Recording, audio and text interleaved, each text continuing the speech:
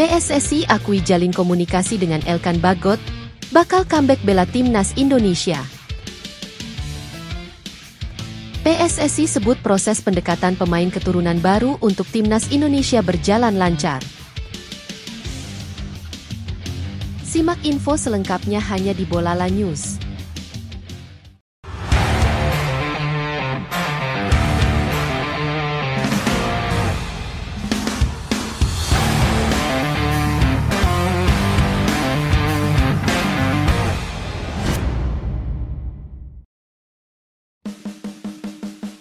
Sekjen PSSI Yunus Nusi mengakui bahwa pihaknya tetap menjalin komunikasi dengan bek timnas Indonesia Elkan Bagot.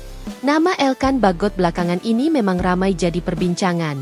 Hal ini karena sang pemain sempat tak merespons panggilan pelatih timnas Indonesia Shin Tae-yong saat playoff Olimpiade 2024 lalu. Bahkan butut masalah ini, nama Elkan Bagot menghilang dari skuad Garuda saat timnas Indonesia melanjutkan perjuangan di putaran kedua kualifikasi Piala Dunia 2026 zona Asia. Elkan Bagot tak dipanggil Shin Tae-yong ke timnas Indonesia saat melawan Irak dan Filipina pada Juni lalu. Situasi ini cukup mengejutkan karena Elkan Bagot diketahui selalu menjadi andalan Shin Tae-yong baik di timnas Indonesia senior maupun kelompok usia. Namun, tiba-tiba ia tak masuk dalam skuad Garuda pada kualifikasi Piala Dunia 2026 zona Asia pada Juni lalu. Tak dipanggilnya Elkan Bagot ke tim Merah Putih pun membuat banyak pihak berspekulasi. Apalagi Ketua Umum PSSI Erick Thohir sebelumnya memberikan respons terkait Elkan dengan menyatakan akan mencari pemain baru yang memang hatinya untuk tim Merah Putih. Berbagai spekulasi pun berdatangan, hingga kabar Elkan Bagot tak akan dipanggil lagi ke timnas Indonesia. Spekulasi itu akhirnya diputuskan oleh Sekjen PSSI Yunus Nusi.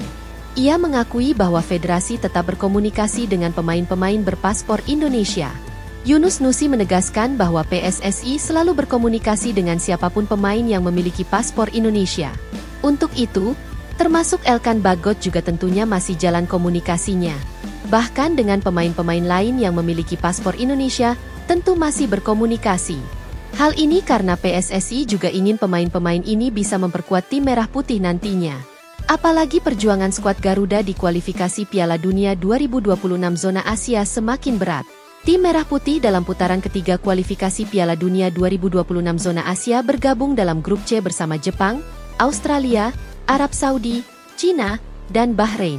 Untuk menghadapi ini, tentu tim asuhan Shin Tae-yong akan membutuhkan pemain-pemain terbaik tanah air. Oleh karena itu, Yunus pun memastikan bahwa komunikasi dengan para pemain abroad masih terus dilakukan. Sekedar informasi, Elkan Bagot sebenarnya bisa mengisi posisi Justin Hubner pada putaran ketiga nantinya.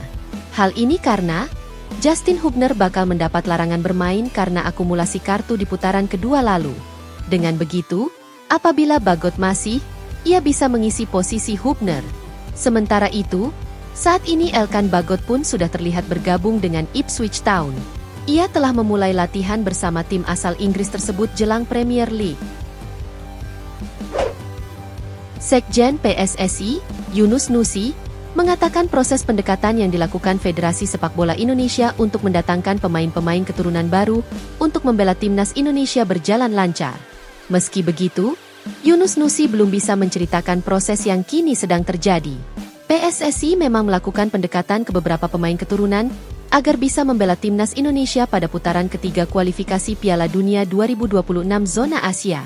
Kabarnya, lebih dari satu pemain yang sedang didekati oleh PSSI. Salah satu pemain yang dipastikan didekati PSSI adalah Ula Romeni. Striker berdarah Belanda Indonesia itu terus didekati PSSI agar mau memperkuat timnas Indonesia. Ula Romeni saat ini membela klub asal Belanda, FC Utrecht. Pendekatan yang dilakukan PSSI kepada Ula Romeni agar lini depan timnas Indonesia bisa tajam.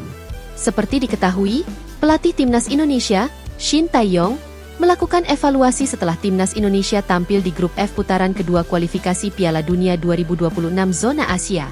Salah satu evaluasi yang dilakukannya yakni kurang tajamnya lini depan timnas Indonesia. Selama 6 pertandingan yang dijalani melawan Irak, Vietnam, dan Filipina, hanya 2 striker timnas Indonesia yang bisa mencetak gol yakni Ramadan Sananta dan Ragnar Oratmangoen. Padahal, banyak sekali peluang-peluang yang didapatkan timnas Indonesia. PSSI ingin pendekatan yang dilakukannya bisa berjalan lancar.